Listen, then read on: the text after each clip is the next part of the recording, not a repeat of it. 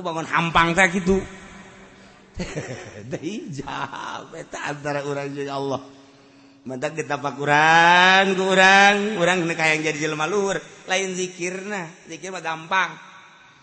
Lain zikir teh mujahadah merangan nafsu, riyadhah ngajar nafsu, tafakur. Awak. Naon sih duku sia dipake karesep kuari? Naon? Asana sia jadi teu ngeunaheun amat bawa ibadahna. Makanya umur teh jauh bawa isuk bawa kapageto. Contoh, nusa umur jeung sia tuh, wari geus aya di leuweung. Sia dia moal kebal deui kajian kumaha ge. Ican ngeunah keneh bae. Hayo. Coba naon? Nu mantak ieu teu ngeunaheun ibadah salat segala salat segala naon kitu ngaji Quran segala naon aya naonan. Sia naon pake karesep kuari? Timbul ge urang resep naon ka naon kitu kajawab ku urang. Resep anu misalnya orang resep motor, ai motor sia pake karesep memang sia jeung ka mana? Endeu ka mana? Sapira sia? Itu cenah aya jahe. Tuh. Sia makan tak panyakit tentang kos gitu segala jahe segala naon atuh ngaca buuk sia deuleu buuk geus pararuti goblok tah bakur urang ya Allah era bae sia mah ku tolol teuing nah iyalah naon anu engke dijawab urang sia resep tentang naon sebenarnya saya masih kena resep karena dunia sedangkan dunia bakal ditinggalkan ulah ka halangan ku dunia ulah kitu katipu ku dunia sia isu pageto siapa dunia ini ditinggalkan terus be ku urang dipaksa urang teh gitu kebal teu nganggap urang kana dunia teu nganggap urang kana dunia ieu mah aya uli ge uli ku urang teu kadahar ku keluarga teu kadahar dibikeun teu datang ka tah eta jelema pelit eta kuat kitu weh kuari gong sepacoy kue Cina kue Cina teh kapan sapoe 2 poe 3 poe mun teu kadahar atuh pan eta mah bisa pake nimpa anjing elas kana mah atuh. Nah, iya, lamun kurang diantapkan tuh atuh mantak naon bikeun sih. Keretan dahar gas ya ngejalar gas bikeun ka batur bikeun. Plong bae urang pikiran mah. Ieu mah lain datang ka bulukan. Masya Allah. Tah eta hese tah geus kitu tah. Hese jasa. Ya Allah. Aya deui di Limbangan Garut. Limbangan Garut eta sok kapanggih bae jeung Kangjeng Nabi Khadir aya. Nyana nyaritakeun saminggu dedik maot, sababaraha kiai ngalayan ka dinya nyaritakeun bahwa kula unggal malam Jumat kadatangan Kangjeng Nabi Khadir. Masyaallah. Karak saminggu maot. Teliti jak kiai kan. Kiai pancen lamun aya makanan anu teu dibikeun moal kadatangan Kangjeng Nabi Khidir tapi nyana unggal malam Jumat jeung Kangjeng Nabi Khidir. Sedengkeun kiai eta kuehna loba. Nyana bingung tadu sejen-sejen. Kiai-kiai teu karti. Eta gitu naon kitu ngaranna. Aya hiji kiai ngimpi ka panggih maneh. Barang ngimpi lain gitu kula mah di imah teh kapan boga kamar sorangan ieu imah geus teu dianggap dibikeun ka pamajikan jadi kula mah di kamar tas pangan ieu imah geus lain nu kula nu pamajikan nu anak kabehan los ieu kue-kue ge lain nu kula tong urusan nyana kula geus misah teh macak nyana jeung nu kos kana ditu tadina impian teh kula mah ieu bae imah kita baga baju dengan sakadar 2 ieu dipake nu ieu diseseh ieu dipake nu ieu diseseh ngan sakadar sakit imah lain nu kula segala rupa lain nu kula jadi geus teu boga naon tak urang ge bisa kos kitu masalah ngeunaheun ongko deui mun hayang nyokot ka dinya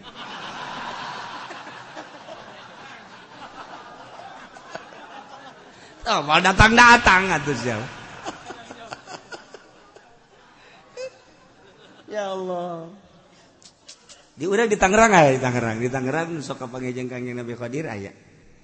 Catatan nu sok kapanggih jeung Kangjeng Nabi Khadir teh kan lain catetanana. Jawa Timur, kuari Jawa Tengah, Jawa Barat, Tangerang misalnya. Kuari ge aya catetanna anu sok kapanggih jeung Kanjeng Nabi hadir. Saya teh ulah hayang nyaho. Ulah aya guys.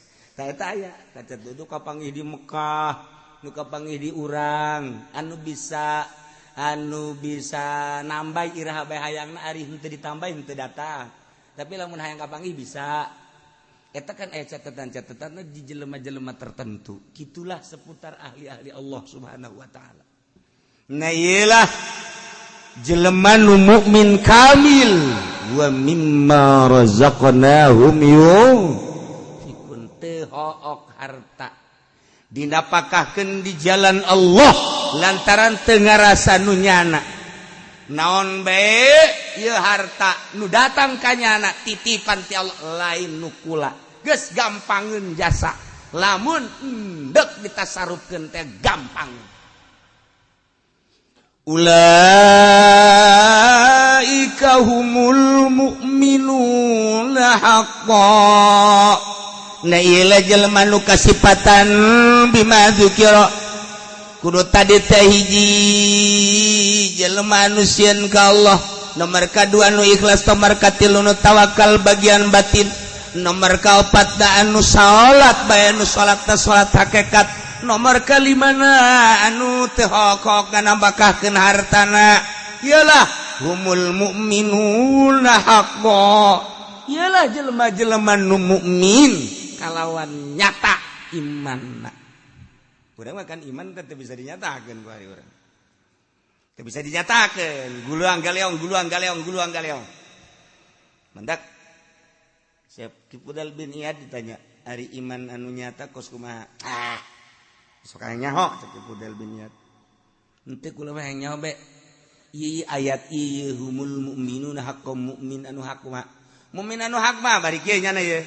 Mukmin anu hak tah lamun kopehna digilirkeun kitu tah. Nya ka masjid ngagiler masjid oyag dikitukeun deui ku nyana kaget nanya kaget cih tah eta mukmin hak masyaallah bebeja tah jelema teh eta nu tas nanya ka Ki Fudal bin Iyad bahwa Ki Fudal bin Iyad teh kos kitu bisa urang nanya deui geus meunang sababaraha poe mama hayang nanya wah ai mukmin anu hak tah ulah nyaho mukmin hak mah geus teh ahli Allah henteu kula mah penasaran mukmin anu hak kusuk masih mukmin anu hak mah lamun kopehna digular-giler tah oyag ieu taneuh dikitu jana oyag-oyagan kutek geus stop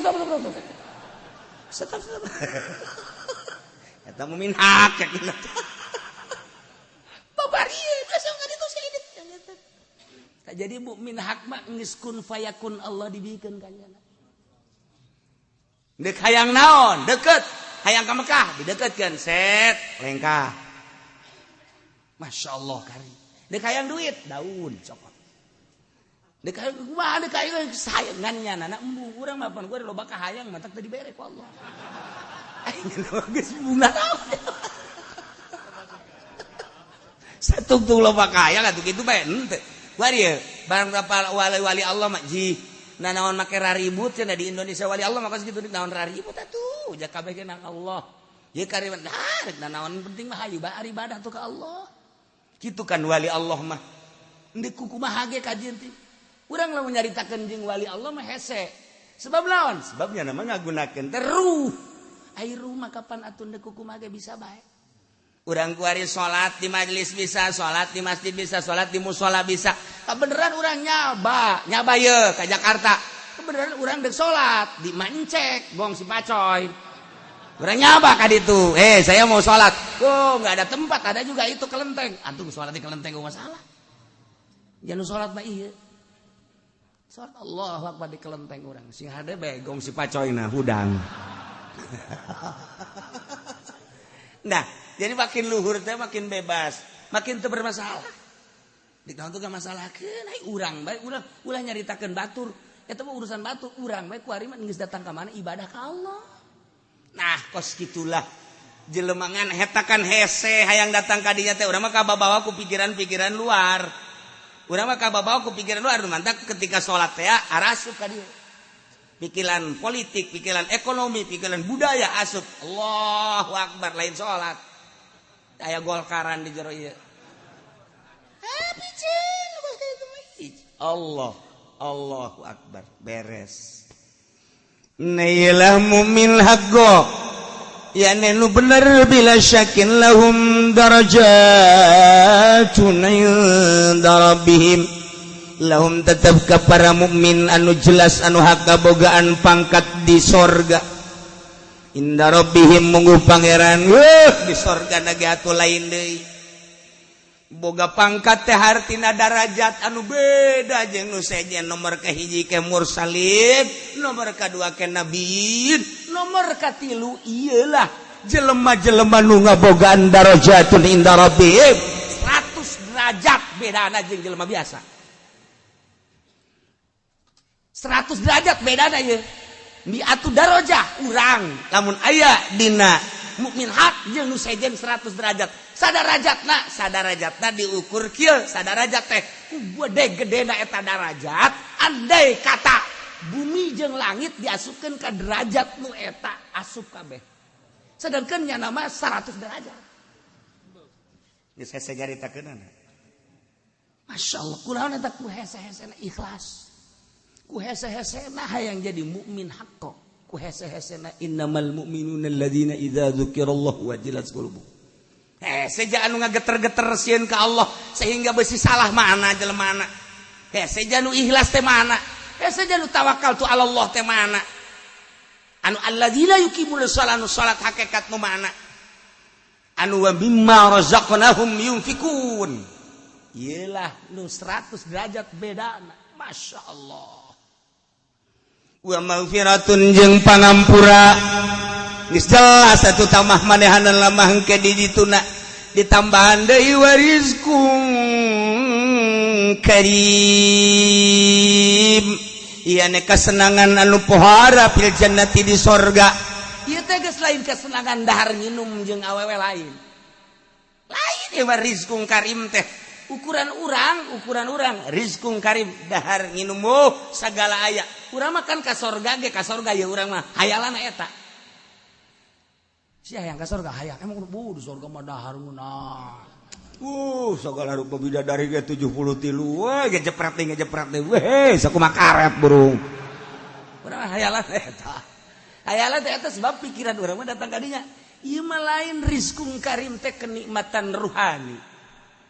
Anu kuari bae ge kenikmatan ruhani mah geus hese babandinganana. Nu mentok sanggup cicing bae di imah sorangan, sanggup bae cicing di kamar sorangan beurang jeung peuting teh lamun teu boga kanikmatan moal daekeun. Nu batak nyana wani di imah sorangan we. Malah indah mun ditinggalkeun ku sasaha teh. Nikmat sorangan. Eta teh kan aya kepuasan ruhani, nikmat. Nu batur teh nyahoeun. Na ieu rizqun karim. Di dunia baheula geus dibere kanikmatan ruhani nu luar biasa. Di akhiratna dibere darajat rizqun karim 100 tikeleun tibatan di dunia. Ya Allah ya Rabbi lain bantrak-bantrakeun ieu mah innamal mu'minuna ayat ieu pohara jasa. Ayat jelema-jelema anu ngabogaan iman anu sampurna disebut iman kamil. Anu geus kumaha nyana bae geus. Kumaha nyana teh cak Allah geus diserahkeun ka anjeun. Nyanana embu sebab tawadu beki luhur beki tawadu nya nama anu bisa mi'raj setiap saat bisa mi'raj. Lamun Kangjeng Nabi nyaritakeun Isra Mi'raj, Israna Kangjeng Nabi minal Masjidil Haram ilal Masjidil Aqsa lailan ti peuting digambarkeun ku ayat ieu mah hartina lailan teh poek berangkat urang ti popoek neangan cacaan. Artinya poek teh syariat mah poek bae leumpang ka mana bae ge poek cek ieu haram, cek ieu halal, cek ieu meunang, cek ieu asoh, cek ieu sohe, cek ieu dhaif, cek eta poek ngaran. Leumpang dina syariat digambarkeun asra minal masjidil subhanalladzi asra minal masjidil haram ilal masjidil aqsa lailan peuting poek. Gambaran teh poek urang leumpang dina syariat. Begitu naik Mi'raj kapanggihlah Kangjeng Nabi di Sidratil Muntaha wan syaqqal qamar. naon kitu ngaranna bagi cacang teh hartina kitu kapanggih jeung Allah lain Allah aya di luhur tetapi Kangjeng Nabi dibukakeun hijab di Sidratil Muntaha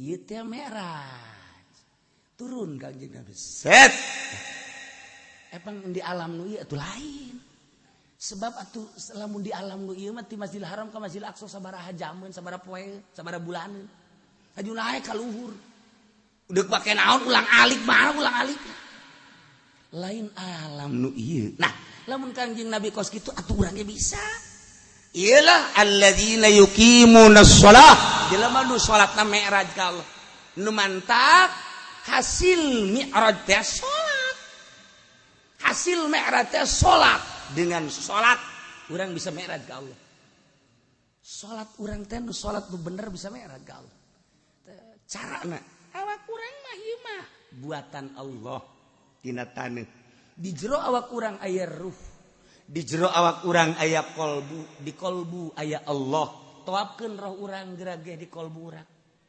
bakal mi'raj gerageh mun teu mi'raj gajedag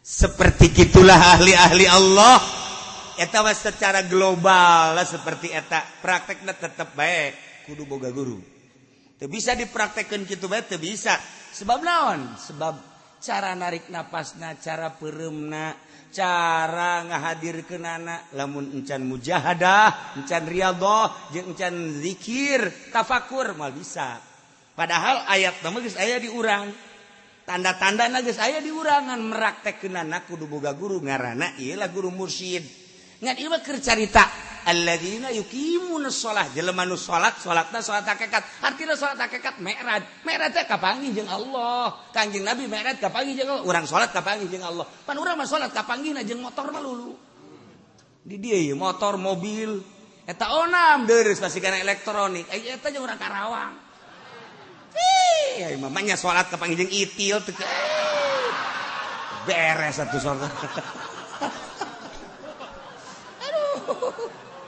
ya Allah ya Rabbi ilah mi'raj allazi la yuqimuna shalat nah ilah anu bakal dibere lahum darajatun inda rabbihim wa maghfiratu wa rizqum karim bakal dibere darajat bakal dibere maghfirah bakal dibere rizqum karim rizki anu indah anu mulia rizki ruhani Gusti Allah ngajelaskeun tentang mukminun al-kamilun al-iman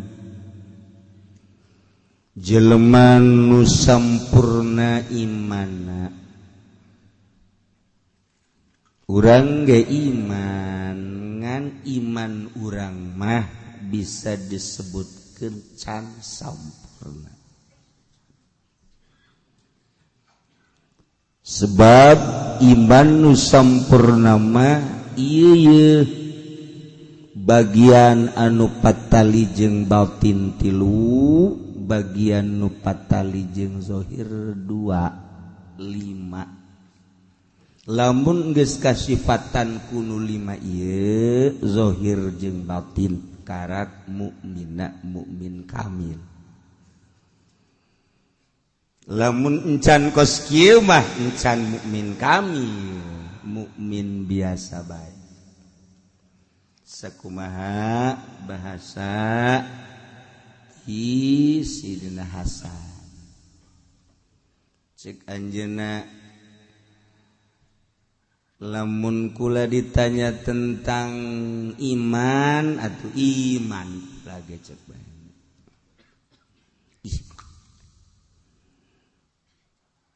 iman lain lalagaan sakadar nanya saha pangeran Allah iman ka Allah iman ka Kangjeng Rasulullah iman ka malaikat Allah iman ka kitab Allah iman ka yaumil akhir iman ka hisab iman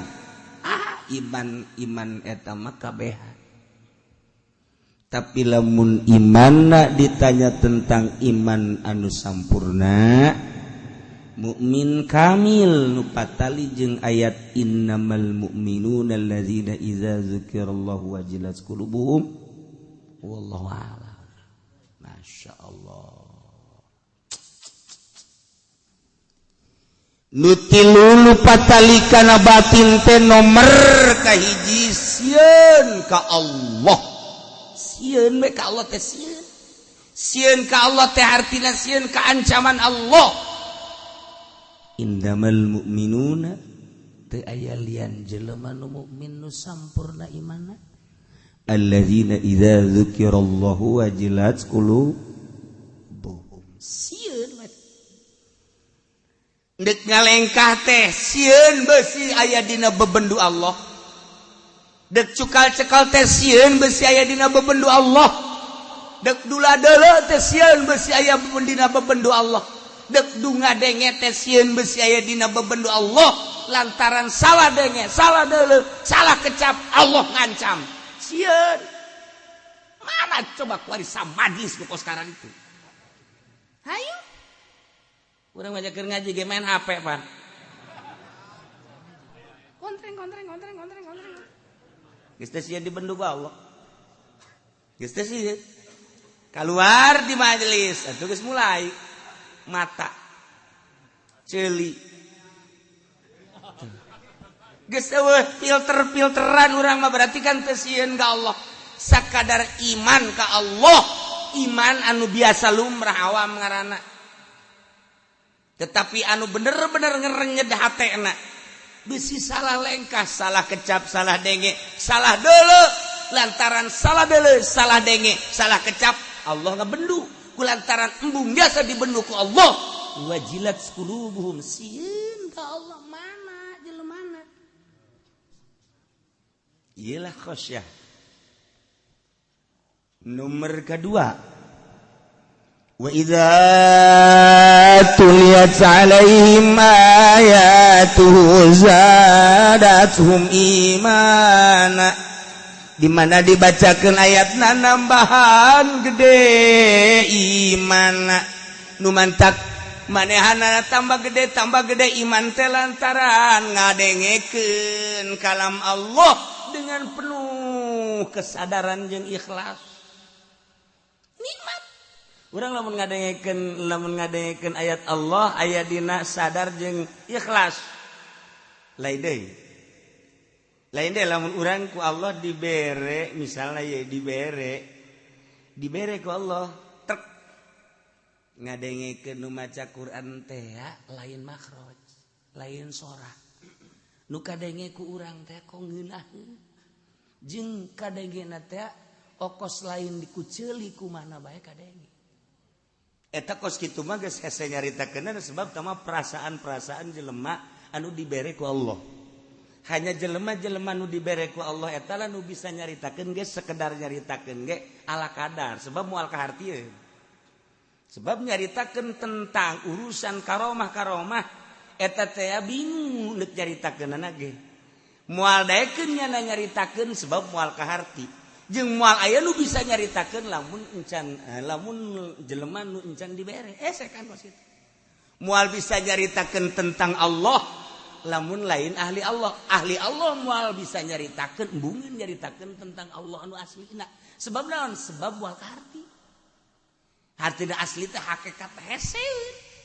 Nah ieu keur carita dibere geus ku Allah sekali-kali waktu dibere tek ngadengekeun batur ya Allah lain makhraj nu ngeunah teh lain suara jeung kadengena ge lain ku ceuli ngeunaheun perasaan eta nu disebut zadathum imana.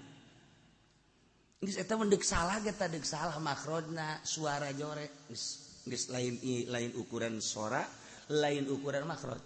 Mun nu macana ikhlas nyambung. Urang boga kasadaran jeung keur ikhlas eueuh muatan-muatan di diri urang. Eueuh naon hiji be Allah. Ngan eta datang ka dinya teh kapan eta mah lain pagawean memeh dahar teh mah. Hayang naonan di jero hate pertanyakeun ku diri urang hey awak ari sia sieun karesep sia naon anu ngaganggu sia naon pertanyakeun ku urang ka diri urang tafakur ngaranna engke mangke aya suara-suara bila sautin wala harfin anu notogan ka jero hate urang tentang ayat-ayat Allah Subhanahu wa taala. Nah, lamun geus kos kitu kakarak. Jelema teh asal maca ayat sanajan saayat ngeunaheun perasaan nikmat zadat sum iman. Ngeunaheun sebab ikhlas. Geus kadengena ge geus lain ku ceuli, lain makhraj, lain suara, eta mah geus hese nyaritakeunana eta mun kos kitu mah. Hese nyaritakeunana hanya nyana jeung Allah bae eta mah geus. Ngan aya seperti kos kitulah. Aya seperti kos kitulah mun urang dijelaskeun mah meureun sabulu-bulu eta ayat karasa. Nah eta teh kos kitu kakarak wa iza tuliyat alaihim ayatu zadatsum imana tambah iman. Sebabnya anak ngarasakeun. Urang makan kuari teh lamun ditanya, "Kumaha eta bagus?" Jeung Muammar gedeg 12. Tos-tosan teh. Mun itu, itu mah teu bagus. Mun suara Haji Pendi eta kudu digunggura. Tama make pentil kadu. Set. Urang nu kadenge gitu. Kumaha makhrajna? Muammar jeung Danang Qasim. Kumaha makhrajna? Muammar jeung Humaidi. Kumaha makhrajna? Kitu si itu teh tuh nu urang seberang teh sangaranna karata. Darwin. Si Darwin. Urang mah paling ngabundang banding kos kitu bae. Selama urang encan dibere mah ku Allah kitu bae. Tapi lamun urang diikhlaskeun hate urang, disadarkeun sadar-sadarna. Urang nyadarkeun diri ulah aya nanaonan di jero hate urang. Sabada ditafakuran jeung dimujahadahan kurang pertanyakeun naon sia kahayang sia naon karesep sia dipeka karido tah henteu ku Gusti Allah resepeun tah henteu ku sia kahalangan si ku macam-macam nu kos karar itu hirup sia teh deuk ka mana jadi ka Allah kuari sia hirup sia rugi amat kok kahalangan ku baju kok kahalangan ku kitu sendal kok kahalangan ku macam-macam nanaonan setelah kurang dipicinan Allah mere sadar ikhlas anu luar biasa ulah urang nu maca batur nu maca bakal akur jeung urang nu maca urang maca moal daekeun kenceng macana ge moal daekeun kenceng teh moal daekeun gancang moal sadunya moal tah mah jelema lamun geus dibere kos kitu teh tek we moal aya nu gancang maca Quran. A'udzubillahi minasyaitonir rajim. Ngeunaheun teh ngeunaheun karasana nyana maca penting biasana bismillahirrahmanirrahim geus teu kuat ku ngeunaheun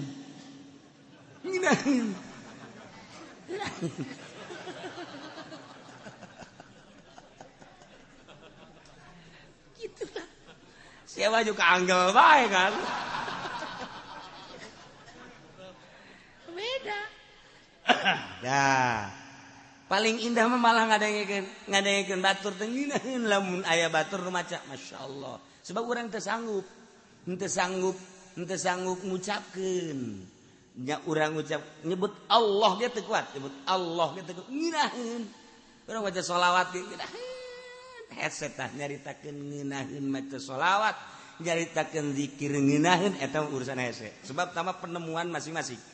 Wari ngadengekeun batur maca Quran we Masya Allah karim ngeunah teh lain sora lain makhraj tapi aya nu sentuhan-sentuhan anu hese energi nu datang ka urang nu hese dicaritakeun eta lah rahasia Allah. Nah lamun geus datang ka dinya zadatsum iman tambah iman sebab karasakan punya iman urang mah kuarikeun disungut doang encan karasa numantak engke di akhirat asyhadu an la ilaha illallah abdi nyaksian bahwa teu aya pangeran nu wajib disembah kecuali Allah sia wawanianan nyaksian emang karasa ku sia henteu sia wani nyaksian aju geus kumaha tuh saya cek malaikat ulah tuh bongan sia nyaksian ira sia nyaksianana lamun urang bahasa cenage we geus salah. Teu meunang cenage kos kitu. Cenage cakolot. Wes ada cenage. kudu boga pendirian. Masya Allah. Iyalah orang asyhadu an la ilaha illallah wa asyhadu anna Muhammadar Rasulullah. Syahadat teh ya. Bersaksi teh kudu nyaho. Geus lamun teu nyaho, atuh teh kumaha nyaksianana? Nyaho teh ngan sakadar nyaho wujud kidam bakal moga lapalila eta mah cangkang. Kudu nyaho kana eusina. Iyalah anu jelema ku Gusti Allah dibere kayakinan anu tinggi anu nyahueun kana eusina syahadat. Anu kumaha eta? Anu wa idza tuliyat alaihim ayatuhu zadatuhum iman. Mana jelema nu ikhlas kuari? Ikhlas jeung sadar. Maca Quran ngadengu-dengu ge jaya maksud teh. Wow. Saudara-saudara sekalian unggal peutingnya na di kampung ka kampung eta ge aya muatan kan pos kitu. Hayu lamun ikhlas zadatuhum iman. Nomor katilu wa ala rabbihim yatawakkalun. Tawakal pasrah ka Gusti Allah. Udah deken ieu ngan ngomong doang tawakal dek berangkat ke Mekah kakarak bismillah tawakkaltu ala Allah wala haula wala quwata illa billahil aliyil azim dibaca doang katawakalan aja eueuh. Artina tawakal teh sagala rupa nyanggakeun pasrah sadaya-daya ka Gusti Allah ngaran tawakal. Eueuh anu diharap kecuali Allah. Eueuh anu diandel kecuali Allah. Harapan jeung andelan teh ka Allah bae. Bisa teh lamun bener-bener tawakal ka Allah moal mawa duit, moal mawa bekal hiji bae Allah. Mana kuarin aya? Mah aya. Ngaji ge ka dia mau bekal. Urang tawakal tu Allah. Hanya orang-orang anu dibere katawakalan anu tinggi lah. Jelema anu tawakalna anu benar-benar di makom tawakul wali Allah. Ngan atunya nama ngeunaheun ieu. Urang mah kan lantaran can boga makom, ieu ka Surabaya, beak duit, otomatis kan urang nginjem. Ngajual nu aya atau nginjem. Ari nya nama lantaran geus aya dina makom tawakul, datanglah ke Surabaya. Surabaya haji dek balik ka dieu, eueuh duit, eueuh bekal, eueuh naon. Atau kan nama bisa peureum bae atau bisa dangdaunan cekel fah. Datang ka Tangerangkeun, fat jadi duit. Atawa geus teh kitu, langsung bae nya nama peureum, set hayang datang ka Tangerang atuh datang. Dia tuh cenah urang ge tawakal kitu mah bisa. Lain tawakal kitu bisa sia ngarah tawakalna heulan heseng. Kituan mah babari. Urang ya tuh gitu macam bisa tawakal lain gitu ngomongna salah ya. Tawakal lah heula. Ulah ngomong aing tawakal gitu mah tuh bisa lain gitu. Aing saya ngomongna ya.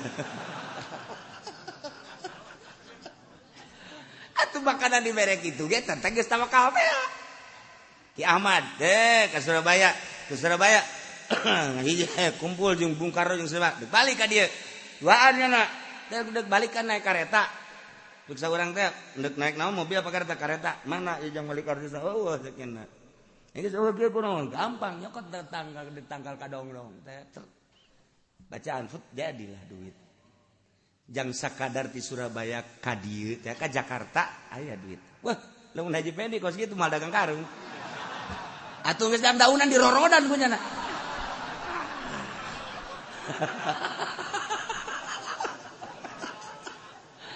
Aduh, Masya Allah. Numantak tadi bere ge eta maksudna beuki salah. Salah maksud.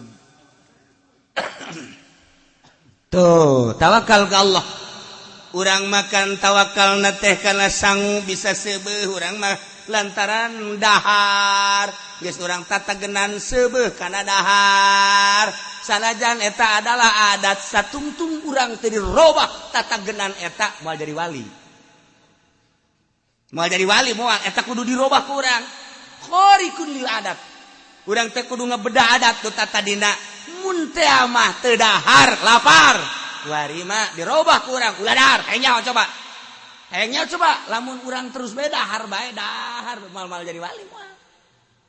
penting urang teh ieu teh lamun teh hees waduh bahaya sebab ieu jadi adat kebiasaan urang teh kudu sare lamun teh sare 8 jam cak dokter mah 8 jam sampai sapenting teh atuh bea aku ngees bae eta mah atuh budak nek iraha maca tak nek iraha maca sholawat eta mah ngees deui nah dibuat urang urang mah ulah sare geus sayangnya meuing saeutik bae kok bisa kok situ kebel-kebel dirobah adatnya nu biasa sare teh henteu nu biasa sare ulah nu biasa sare henteu nah eta teh sebab naon dirobah kitu mah hese katawakkalan urangna ka Allah Gusti ja Gusti teh nyieun seubeuh teh sabab sangu ayeuna atuh mantak naon Gusti nyieun seubeuh ka abdi henteu kudu make sangu ja Gusti mah maha sagala-gala cak Allah teh atuh aing ge bisa atuh siana ninggalkeun dahar heulanan ieu mah duk ngaji bae nimbal hampura tuh Gusti.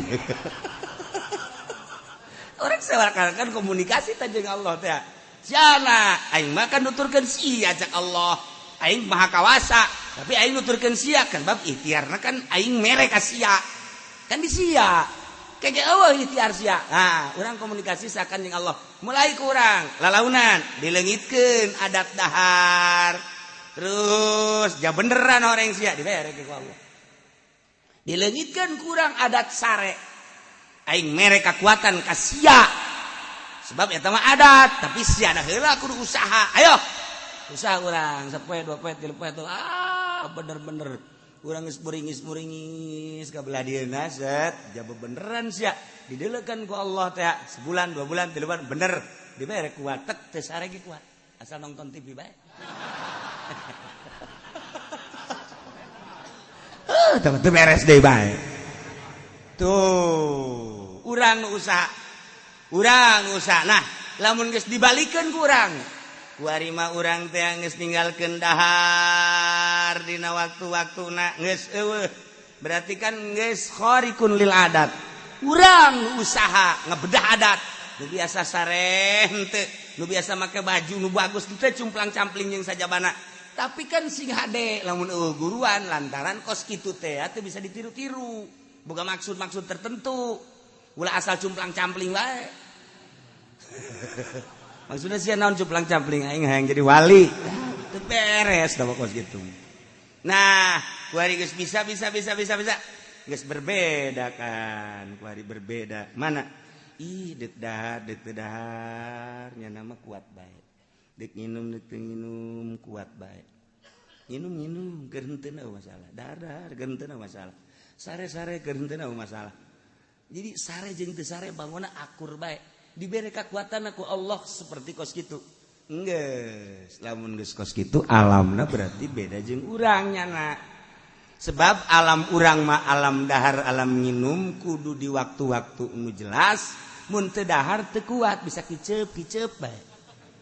Oh, aing nya henteu berarti geus beda kan alamna tuh nya nama alam kuat. Urang geus teu kuat. Sebab nya mohon ka Allah. Janu Allah ciptaan Allah. Jageninganan Kangjeng Nabi kuateun Sina Abu Bakar kuat Sina Umar da naon bedana? Kabelah dieuna wali-wali Allah nu aya di urang Syekh Mansur Syekh Astawi. Jakara ruwat atuh naon bedana jeung urang. Urang mah teu latihan doang.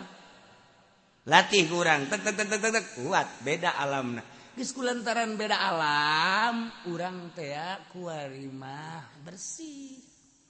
Geus bersih zahir, bersih batin, bisa kadeuleu kuari mah makhluk-makhluk halus. Aya jin tuh kadeuleu tuh. Lulumpatan tuh, lulumpangan. Kadeuleu beda jin mah. Jenggotan jin.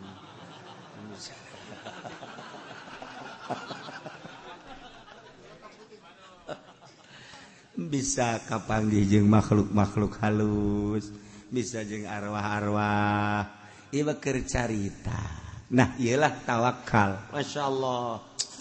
Lamun urang geus tawakal tu Allah, hiji we Allah menang, perang menang.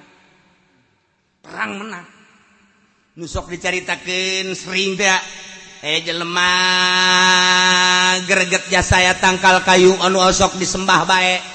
Kemudian kujana dibawakeun kampak goblok sia nyarembah ka dieu setan buana goblok tolol sia Mama ka Allah ulah ka tangkal kayu sembah ku sia tolol goblok. Punya nandek deraga aja tek. Aduh, setan datang. Set. Ulah kiai ulah. Naon? Sarbah ku jelema. Geus tah ieu mah amankeun bae urusan dakwah bae asa ulah dituar bae. Teu hayang dituar bae. Ih ulah galungan nya. Maribut jeung setan. Pan gelut jeung setan mah hese. Jeung haji pae ona bukan cekel. Aduh babari tah Bang. Tapi kan lamun jeung setan ku banyak kelna. Hese tah. Tapi ieu galungan jeung setan ge menang. Wah, setan dicekek ku nya. Saan bisa nyekek setan. Urang bisa nyekek setan berarti bisa nyekek hitut urang.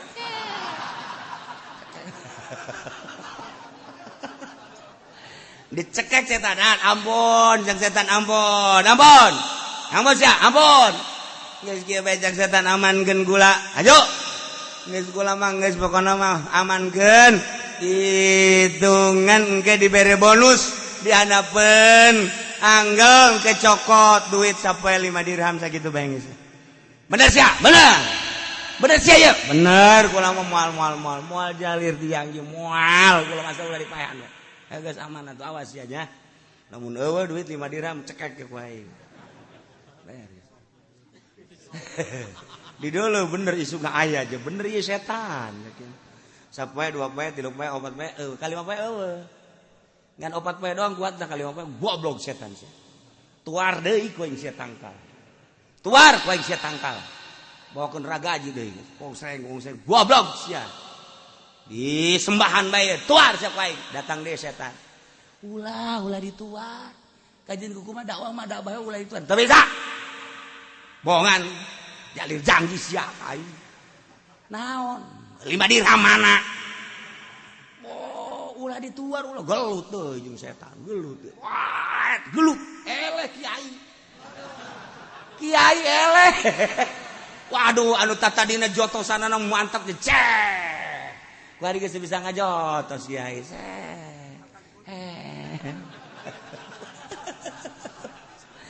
Anu kamari setan kecekek, kuari kiai cekek ku setan. Ayo kiai kamana? Ampun geus jangan aman bae geus aman geus.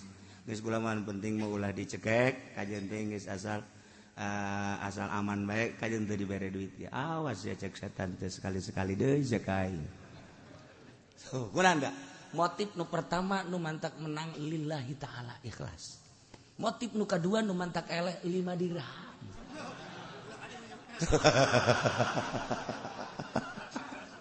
Tuh. Etalah sebagai contoh terus-terusan ka ditu lagi.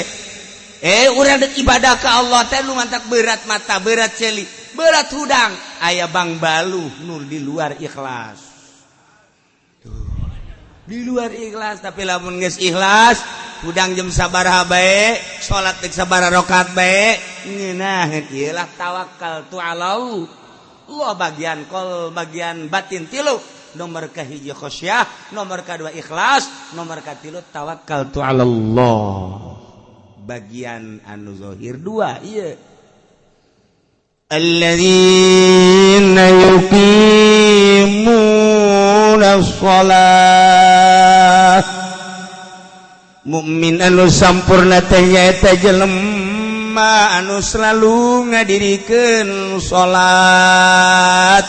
Yaitu nabiha bihukukiha ngalaksanakeun salat kalawan hak-hakna salat.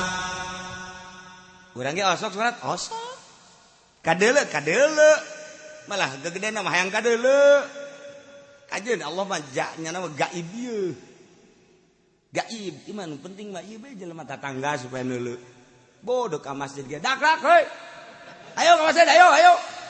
Padahal hayang ka alam eta. Alam. Tapi kan jelas salat. Salat kos kitu mata mah salat ambrang.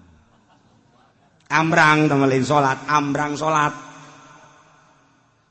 Salat teh nomor kahiji salat syariat, nomor kedua salat thariqah, nomor katilu salat hakikat. Salat syariat mah anu dijelaskeun ku Gusti Allah. anu tanha 'anil fasya'i wal munkar. Salat eta bisa tanha 'anil fasya'i wal munkar, eta salat syariat. Geus lamun urang salat kemudian bisa ngahalangan tina munkarat tina fahsya. Nah, ieu salat kakarak salat syariat ku lantaran salat geus teu daek maling, lantaran salat teu daek korupsi, lantaran salat teu daek ngabohong, lantaran salat teu daek maksiat. Ta eta salat eta mah salat kakarak salat syariat nu kos kitu mangarana. Lamun salat bisa tanha 'anil fahsya'i wal munkar, sakumaha anu dijelaskeun dina Al-Qur'an eta salat syariat. Kos kitu ge eueuh jelemana. Tah ieu mah ambrang salat ieu mah ambrang. Tuh, Masya Allah. Etalah salat syariat. Encan asup ka di ayat ieu. Sebab ieu mata dige innamal mu'minuna al kamilunal iman. Mukmin nu sampurna imanna bagian zahir nyaeta anu ngalaksanakeun salat. Salatna lain salat syariat. Salat syariatna eta mah salat lumrah tanha 'anil fahsya'i wal munkar.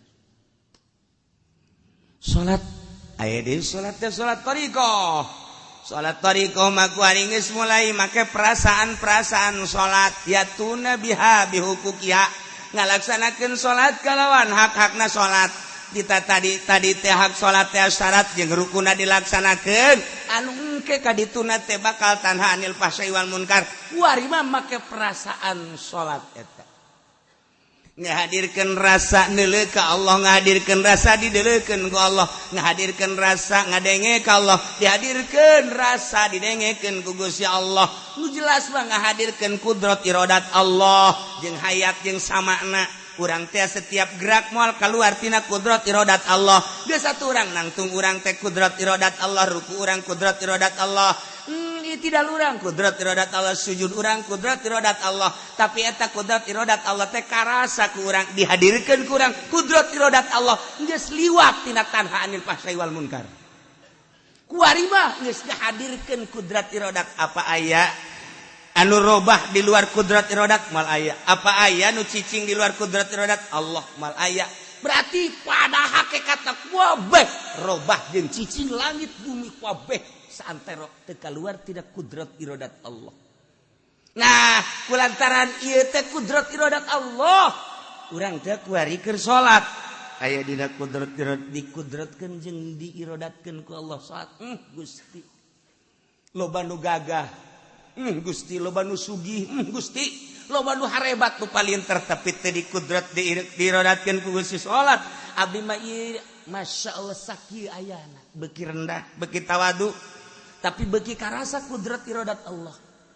Iyalah kudrat iradat Allah. Allahu Akbar. Allahu Akbar. Urang ngucap Allahu Akbar teh. Apakah lain kudrat iradat Allah? Atau kudrat iradat Allah? Begitu orang Allahu Akbar kabiru. Apakah lain kudrat iradat Allah? Atau kudrat iradat Allah? Allahu Akbar kabiru. Alhamdulillahi kasir. Tah terus. Begitu orang seruku. Allahu Akbar. Apakah lain kudrat iradat Allah? Atau kudrat iradat Allah? Urang itidal, Allah sami Allahu liman hamidah. Apakah lain kudrat iradat atau kudrat iradat? Lamun kudrat iradat Allah teh atuh berarti Allah. Jamual aya nu kaluar sifat tina zat. Atuh lamun sifat kaluar tina zat mah atuh bisa acak-acakan. Kudrat iradat Allah sifat Allah. Berarti urang karasa kudrat iradat Allah atuh karasa Allahna. Mulai lain salat biasa. Eta ge encan kaasup ka dieu. Encan kaasup innamal mu'minuna alladzina idza dzukirallahu wajilat. Mantak ayat ieu lain lalagaan. Sida Hasan nyaritakeun kula lamun ditanya, kumaha iman? Ala sakadar iman mah aya dua cak cenah. Iman aya dua, al iman imanani. Lamun iman sakadar amantu billah wa malaikatihi wa kutubihi wa rusulihi wal yaumil akhir wa bil qadari khairi wa syarri minallahi ta'ala. Biasa. Tapi lamun iman nu kadua dina ayat innamal mu'minuna alladzina idza dzukirallahu wajilat qulubuhum. Kula ge ieu wallahu a'lam. Nah, ieu lamun kurang teu dibahaskan pajar biasa bae.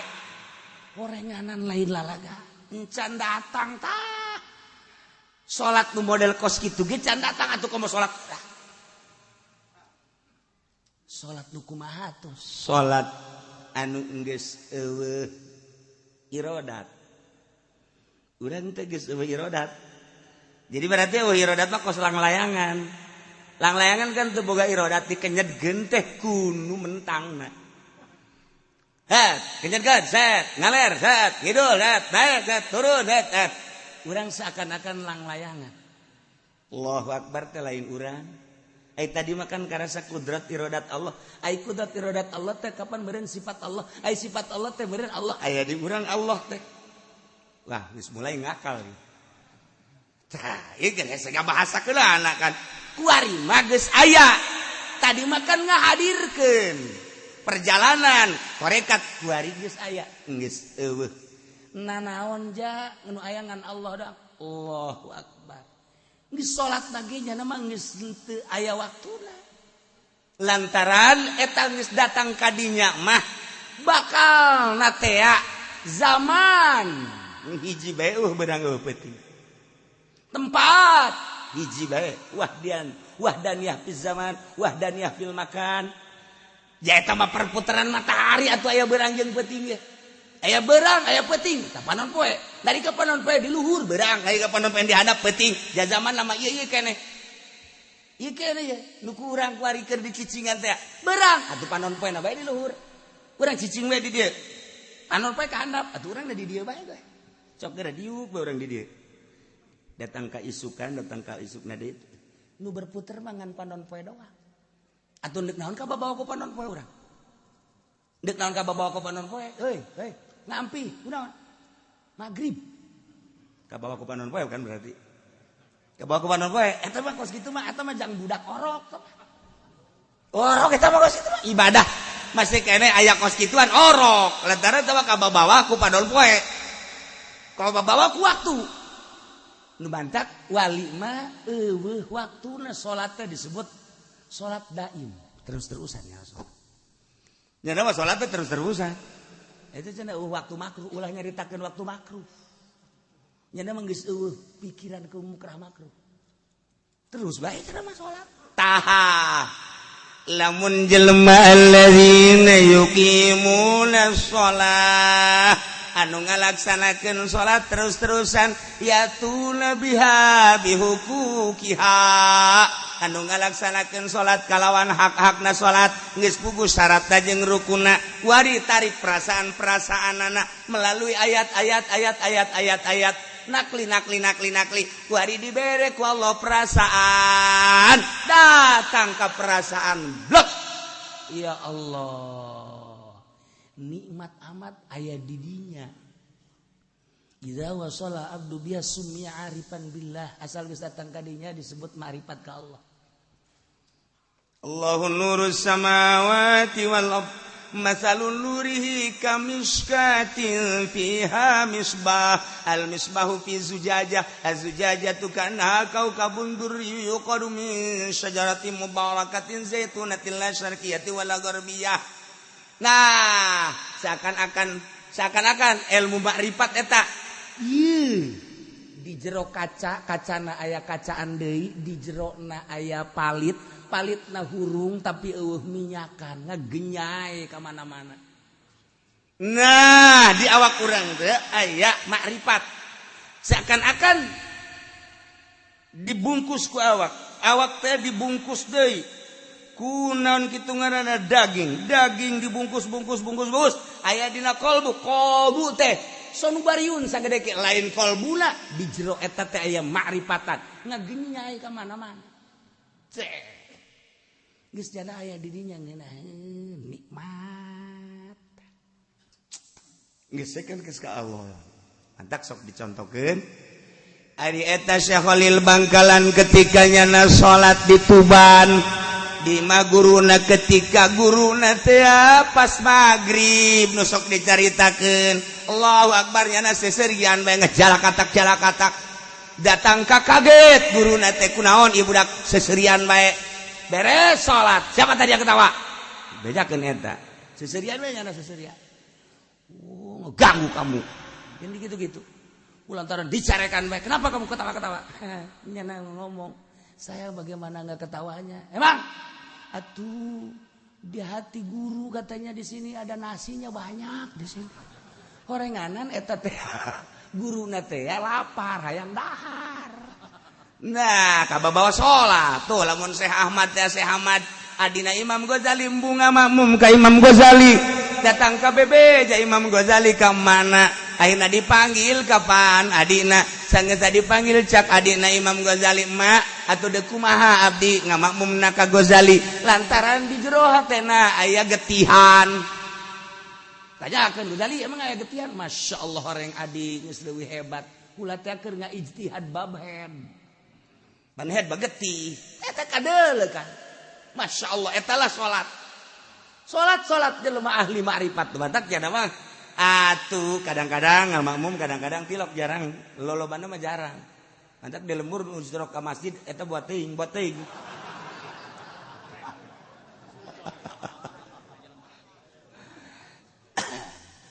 Imam Abu Yazid al-Bustami ditanya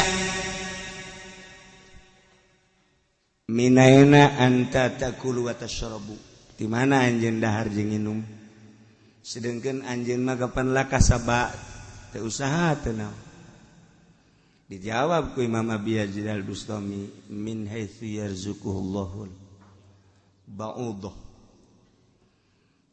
ti arah anu Allah ngarizkian kareungit afataro apakah anjeun leuleuh kareungit reungit boga perusahaan henteu reungit boga sok dagang henteu reungit nyana osok kitu ngaranna kuli henteu tapi ya tadi rizkian bae ku Allah tah sakumaha Allah ngarizkian ka reungit sarua jeung ka kula ge ngarizkian teu kudu dagang teu kudu tani teu kudu nanaon bakal dirizkian bae eta lah tawakal kula ka Gusti Allah masyaallah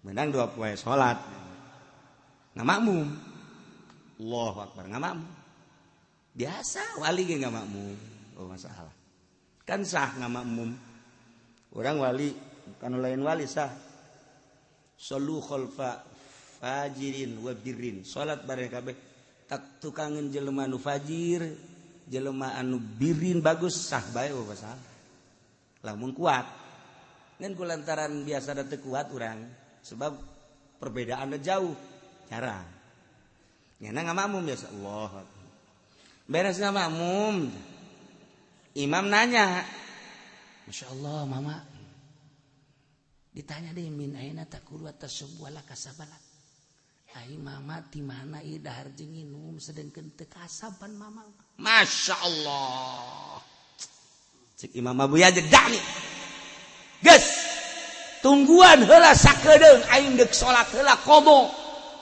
ke beres qada kakarak aing ngobrol jeung sia sah sholat aing Allahu akbar nyana sholat beres eta imam kan kaget teu sah ya aing sakieu hebatna sakieu teh maman teu sah beres ditanya deui sholat entos maman entos pan mamang teu sahkeun ai sia ka aing nanya di mana dahar di mana nginum berarti sia teu nyaho ka Allah lamun sia teh nyaho ka Allah aing ngamakmum ka sia atuh aing mah nya ngamakmum ka jelema teh nyaho ka Allah goblok sia teu sah aing salat aing ban urang mah ku ari teu sah kabehan salat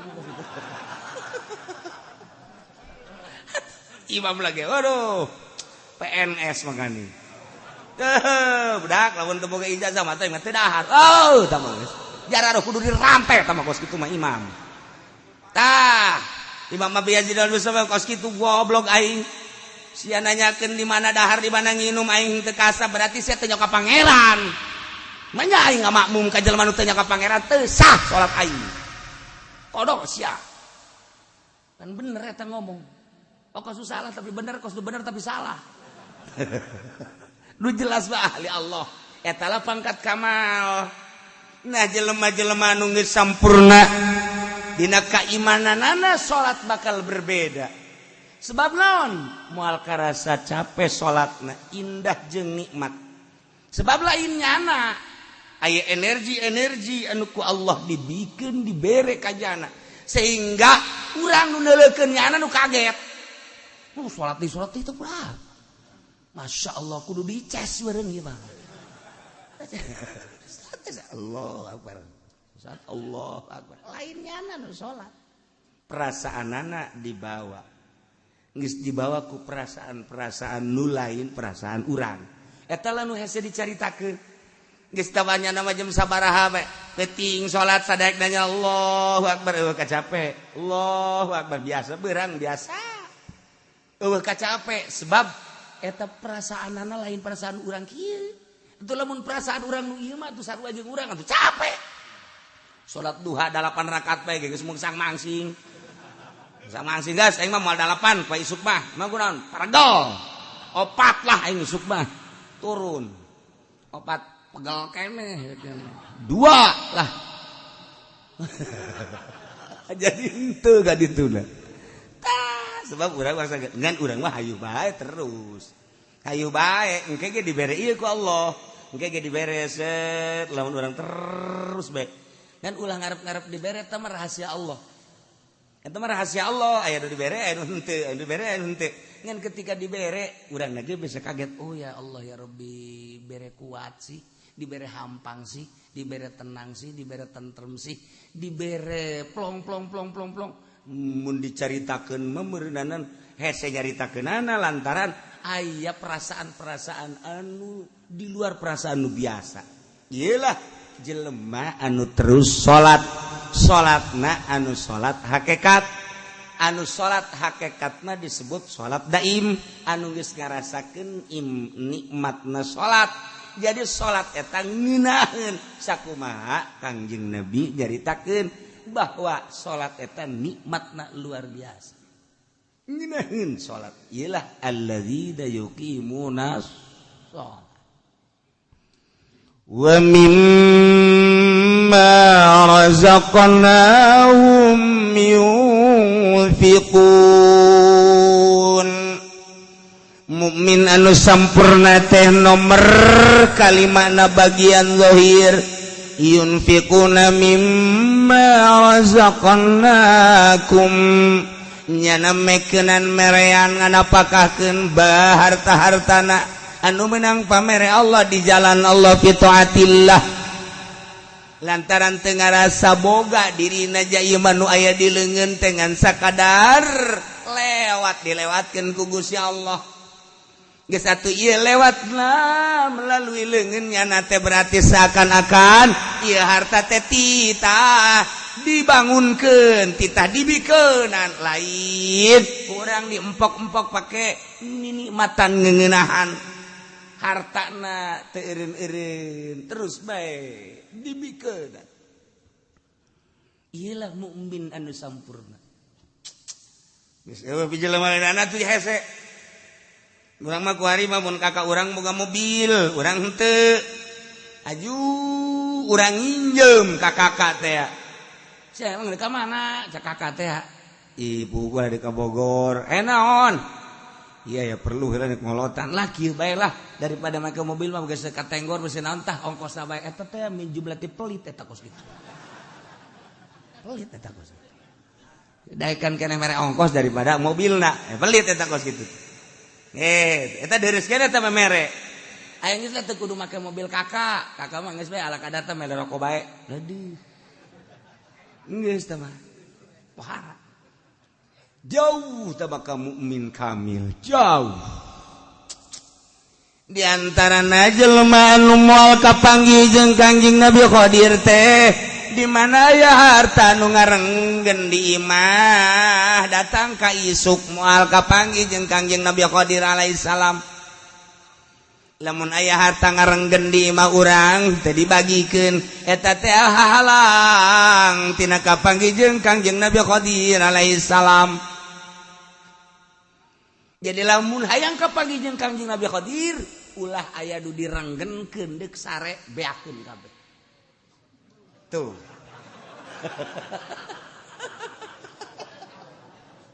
Ya Allah, ya Rabbi. Cek Sayyidina Ali lain jelema minal muqarrabin lamun jelema masih keneh ieu ijang isuk lamun masih kena boga pikiran ieu harta jang isuk eta teh ulah boga pikiran bahwa nyana luhur pangkatna laisa minal muqarrabin lain ulah aya pikiran jang isuk ulah aya gitulah ahli-ahli Allah Subhanahu wa taala masyaallah karim. Nah, ialah jelema anu mukmin kamil razaqnahum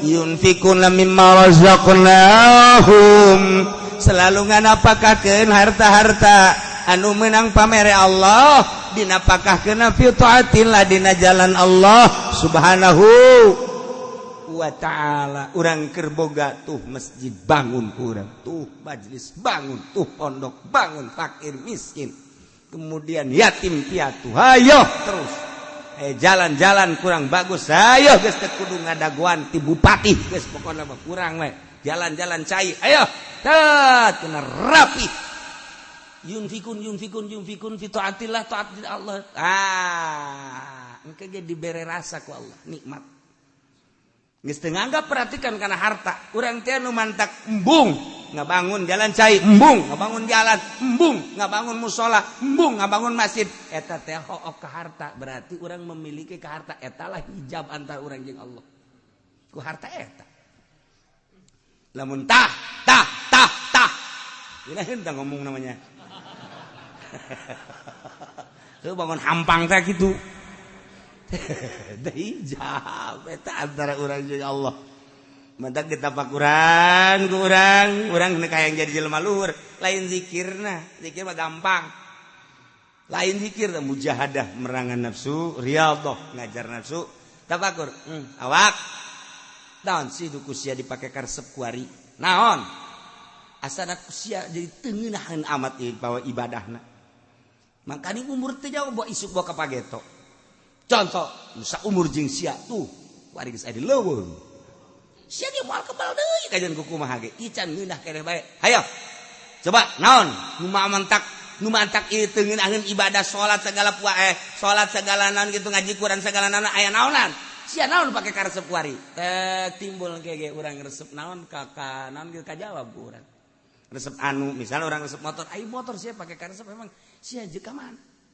endeu ka mana sapira sia itu cenah ya jahe tuh sia makan tak panyakit tentang kos gitu segala jahe segala naon atuh ngaca buuk sia deuleu buuk geus pararuti goblok tah bakeun urang ya Allah era bae sia mah ku tolol teuing nah iyalah naon anu engke dijawab urang sia resep tentang naon resepna sia masih kena resep kana dunia sedengkeun dunia bakal ditinggalkeun ulah ka halangan ku dunia ulah kitu katipu ku dunia sia isuk pageto sia paeh dunia ieu ditinggalkeun terus bae ku urang dipaksa urang teh gitu kebal teu nganggap urang kana dunia oh ieu mah aya uli ge uli ku urang teu kadahar ku keluarga teu kadahar dibikeun teu datang ka tah eta jelema pelit eta kos kitu kuari gong sipacoy kue Cina kue Cina teh kapan sapoe 2 poe 3 poe mun teu kadahar atuh pan eta mah bisa pake nyimpa anjing telas kana mah atuh nah ieu lamun kurang diantepkeun teu atuh mantak naon bikeun sih keretan dahar geus ya ngejalan geus bikeun ka batur bikeun plong bae urang pikiran mah ieu mah lain datang ka bulukan Masya Allah tah eta hese tah kos kitu tah hese jasa ya Allah aya deui di Limbangan Garut Limbangan Garut eta sok kapanggih bae jeung Kangjeng Nabi Khadir aya nyana nyaritakeun saminggu dedik maot sababaraha kiai ngalayan kadinya nyaritakeun bahwa kula unggal malam Jumat kadatangan ka Nabi Qadir. Masyaallah. Karak seminggu maot. Teliti ja kiai kan. Kiai panjenengan lamun aya makanan anu teu dibikeun moal kadatangan ka Nabi Qadir tapi nyana unggal malam Jumat jeung ka Nabi Qadir. Sedengkeun kiai eta kuehna loba. Nyana bingung tadu sejen-sejen. Kiai-kiai teu kaharti. Eta gitu naon kitu ngaranna. Aya hiji kiai ngimpi ka panggih jeung maneh. Barang ngimpi lain kitu. Kula mah di imah teh kapan boga kamar sorangan, ieu imah geus teu dianggap dibikeun ka pamajikan. Jadi kula mah di kamar tah sorangan. Ieu imah geus lain nu kula, nu pamajikan nu anak kabehan los. Ieu kue-kue ge lain nu kula tong urusan nyana. Kono geus misah teh macak nyana jeung nu kos kana ditu. Tadina impian teh kula mah ieu bae imah kita. Baga baju teh ngan sakadar dua, ieu dipake nu ieu diseuseuh, ieu dipake nu ieu diseuseuh. Ngan sakadar sake imah lain nu kula, sagala rupa lain nu kula. Jadi geus teu boga naon, tak urang ge bisa kos kitu masalah. Ngeunaan ongko demun hayang nyokot ka dinya.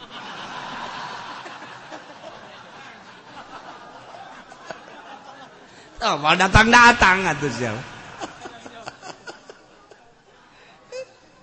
Ya Allah. Di urang di Tangerang aya di Tangerang sok kapanggih Kangjeng Nabi Qadir aya. Catatan nu sok kapanggih Kangjeng Nabi Qadir teh kan lain catatanana.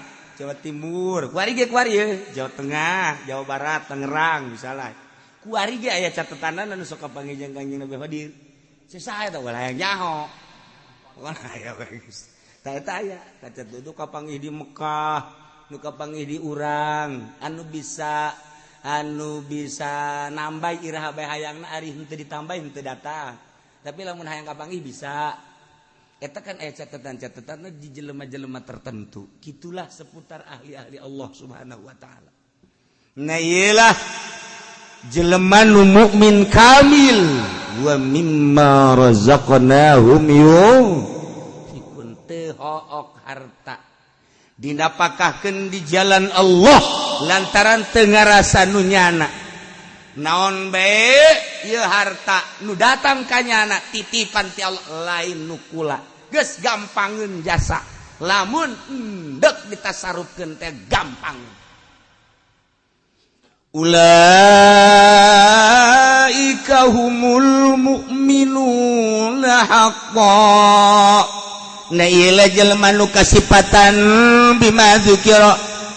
Kudu tadi teh hiji jelema nu sieun ka Allah, nomor kadua nu ikhlas, nomor katilu nu tawakal bagian batin, nomor kaopat da anu salat bae anu salat teh salat hakikat, nomor kalimana anu teu hok-hok nambahkeun hartana. Iyalah humul mu'minuna haqqan. Iyalah jelema-jelema nu mukmin kalawan nyata imanna. Urang mah kan iman teh bisa dinyatakeun ku ari urang. Teu bisa dinyatakeun, guluang galeong. Mendak Syekh Kifudal bin Iyad ditanya, ari iman anu nyata kos kumaha? Sok aya nyaho Syekh Kifudal bin Iyad. Henteu kula mah hayang nyaho be. Ieu ayat ieu humul mu'minuna haqqan mukmin anu hak kumaha? Mukmin anu hak mah bari kieu nya ye. Mukmin nu hak tah lamun kopehana digilirkeun kitu tah. Nya, tah masjid ngagiler, masjid oyag. Dikitukeun deui ku nyana. Kaget nana nya kaget. Cih, tah eta mukmin hak. Masyaallah. Bebeja tah. Jelema teh eta nu tas nanya ka Kifudal bin Iyad. Bahwa Kifudal bin Iyad teh kos kitu. Bisa urang nanya deui geus menang sababaraha poe. Mama, hayang nanya. Wah. Ai mukmin anu hak tah ulah nyaho mukmin nu hak mah. Geus teh ahli Allah. Henteu kula mah penasaran. Mukmin anu hak kusuk masih. Mukmin anu hak. Mukmin anu hak mah lamun kopehna digular-giler tah oyag ieu taneuh. Begitu jana oyag-oyagan kutek. Geus stop. Stop. Eta mukmin hak kitu. Babari langsung ka ditu si edit. tak jadi mukmin hak mah geus kun fayakun Allah dibikeun ka nya. Dek hayang naon deket hayang ka Mekah dideketkeun set lengkah. Masya Allah kari. Dek hayang duit daun cokot. Dek hayang kumaha dek hayang sayangannya anak embung urang mah pan gua loba ka hayang mah tak teu dibere ku Allah. Aing geus bunga naon. Satung-tung loba ka hayang atuh kitu bae henteu. Wari barang berapa wali-wali Allah mah ji nah naon make raribut cenah di Indonesia wali Allah maka segitu naon raribut atuh jak kabeh ke nang Allah. Ye kariman nah naon penting mah hayu ibadah tuh ka Allah. Kitu kan wali Allah mah. Endeu kumaha ge kajian teh. Urang lamun nyaritakeun jeung wali Allah mah hese. Sebab naon? Sebabnya nama ngagunakeun teh ruh. Ai ruh mah kapan atuh endeu kumaha ge bisa bae. Urang kuari salat di majelis bisa, salat di masjid bisa, salat di mushola bisa. Kebeneran urang nyaba ye ka Jakarta. Kebeneran urang dek salat di Mancek, Gong si Pacoy. Urang nyaba ka ditu. Saya mau salat. Oh, enggak ada tempat, ada juga itu kelenteng. Antum salat di kelenteng gak masalah. Jangan salat mah ieu. Salat Allahu Akbar di kelenteng urang. Sing hade bae Gong si Pacoy na hudang. Nah, jadi makin luhur teh makin bebas, makin teu bermasalah. Dik naon teh gak masalahkeun, ai urang bae ulah nyaritakeun batur. Eta mah urusan batur, urang bae kuari mah geus datang ka mana ibadah ka Allah. Nah, kos kitulah jelemangan eta kan hese hayang datang ka dinya teh urang mah kababawa ku pikiran-pikiran luar. Urang mah kababawa ku pikiran luar mantak ketika salat teh arasup ka dieu. Pikiran politik, pikiran ekonomi, pikiran budaya asup. Allahu Akbar lain salat. Aya golkaran di jero ieu. Allahu Akbar beres. Nailah mu'min haqqo. Ya nenu bener bila syakin lahum darajatun inda rabbihim. Lahum tetap ke para mukmin anu jelas anu hakabogaan pangkat di sorga. Inda rabbihim mungguh pangeran di sorga naga atuh lain deui. Boga pangkat teh hartina darajat anu beda jeung nu sejen nomor kahiji ke mursalin, nomor kadua ke nabiin, nomor katilu iyalah jelema-jelema nu ngabogaan darajatun inda rabbihim 100 derajat bedana jeung jelema biasa. 100 derajat bedana ye. Mi'atu darajah urang lamun aya dina mukmin hak jeung nu sejen 100 derajat. Sadarajatna diukur kieu sadarajat teh ku gede-gedena eta darajat andai kata bumi jeung langit diasupkeun ka derajat nu eta asup kabeh. Sedangkeun nya nama 100 derajat. Geus hese nyaritakeunana. Masyaallah kunaon eta ku hese-hesena ikhlas. Ku hese-hesena hayang jadi mukmin haqqo. Ku hese-hesena innamal mu'minuna alladzina idza dzukirallahu wajilat qulubuhum. Seja anu ngageter-geter sieun ka Allah sehingga beusi salah mana jelemana. Seja anu ikhlas teh mana? Seja anu tawakal tu ala Allah teh mana? Anu alladzina yuqimuna sholata salat hakikat nu mana? Anu wa mimma razaqnahum yunfikun. Iyalah nu 100 derajat bedana. Masya Allah. Wa maghfiratun jeung pangampura geus jelas atuh tamah manehanan lamah engke di dituna ditambahan deui warizqun karim ieu ne kesenangan anu pohara fil jannati di sorga. Ieu teh geus lain kesenangan dahar nginum jeung awewe lain ieu warizqun karim teh ukuran urang rizqun karim dahar nginum sagala aya. Urang mah kan ka sorga ge ka sorga ya urang mah hayalan eta. Sia hayang ka sorga hayang emang di sorga mah dahar ngeunah. Sagala rupa bidadari ge 73 we ngejepret deui we sakumaha karet burung. Urang hayalan eta. Hayalan eta sebab pikiran urang mah datang ka dinya. Ieu mah lain rizqun karim teh kenikmatan ruhani.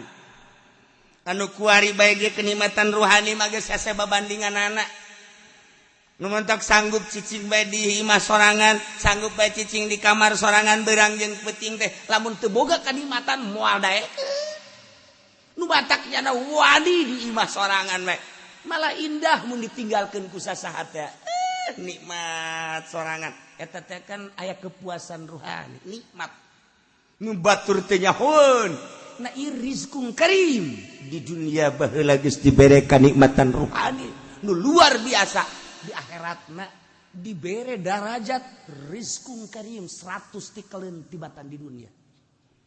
Ya Allah ya Rabbi lain bantrak-bantrakeun ima innamal mu'minuna ayat ieu pohara jasa. Ayat jelema-jelema anu ngabogaan iman anu sampurna disebut iman kamil. Anu geus kumaha nyana bae geus.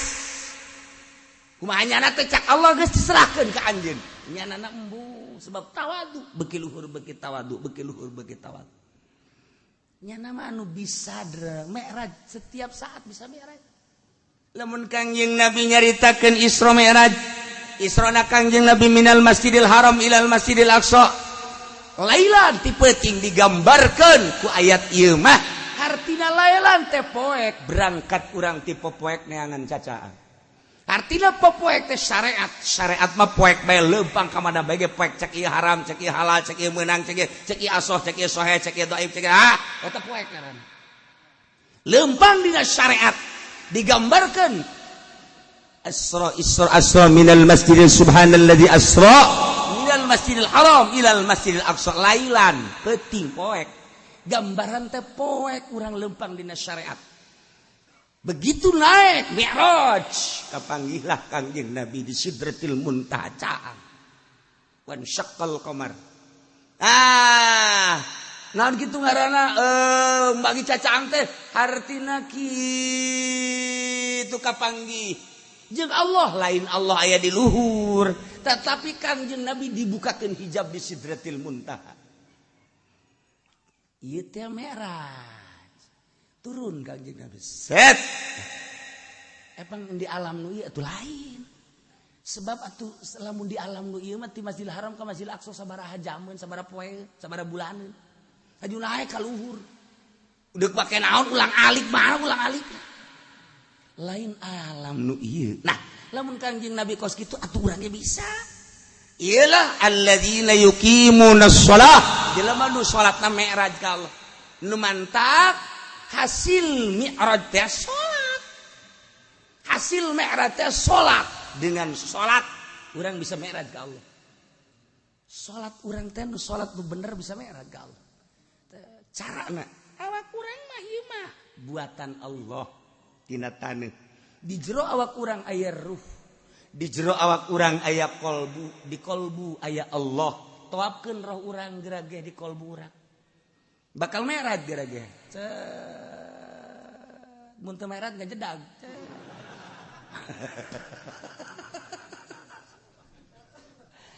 seperti gitulah ahli-ahli Allah eta mah secara global lah seperti eta praktekna tetep baik kudu boga guru teu bisa dipraktekkeun kitu bae teu bisa sebab naon sebab cara narik napasna cara pereumna cara ngahadirkeunana lamun encan mujahadah encan riyadhah jeung encan zikir tafakur mal bisa padahal ayat mah geus aya di urang tanda-tandana geus aya di urangan meraktekkeunana kudu boga guru ngaranna ieu lah guru mursyid ngan ieu mah keur carita alladzina yuqimunas shalah jelema nu salatna salat hakikat artina salat hakikat mi'raj teh kapanggih jeung Allah Kangjeng Nabi mi'raj kapanggih jeung Allah urang salat kapanggih jeung Allah pan urang mah salat kapanggihna jeung motor mah lulu di dieu ieu motor mobil eta onam deureus pasikeun elektronik eta jeung urang Karawang ieu mah nya salat kapanggih jeung itil teh beres atuh salat ya Allah ya Rabbi iyalah mi'raj alladzi la yuqimuna shalat nah iyalah anu bakal dibere lahum darajatun inda rabbihim wa maghfiratu wa rizqum karim bakal dibere darajat bakal dibere maghfirah bakal dibere rizqun karim rizki anu indah anu mulia rizki ruhani kama akhrajaka wallahu a'lam